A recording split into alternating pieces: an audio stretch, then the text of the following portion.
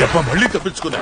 ఏదో ఒక రోజు ఏదో ఒక రాబందని కొట్టి తీరుతా, పట్టుకుని తీరుతా. వాటిని కొట్టడానికి నువ్వేమైనా పిట్టలు దొరవా? ఎగురుతున్న వాటిని కొడితే వచ్చే కిక్కే వేరబ్బా.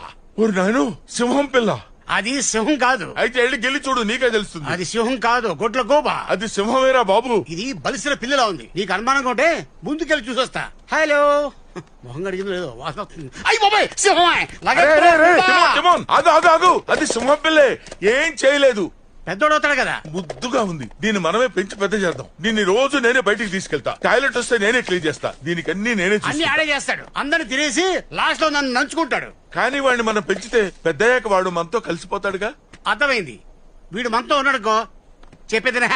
సింహం మన ఇద్దరికి బాడీ గార్డ్ అని చెప్పేసి అందరికి తోకెత్తుకుని గర్వంగా చెప్పుకోవచ్చు. అయితే మనతో వాడిని ఉంచేసుకుంటున్నాం. నేను చెప్పింది కూడా అదే, వాడిని ఉంచుకున్నా.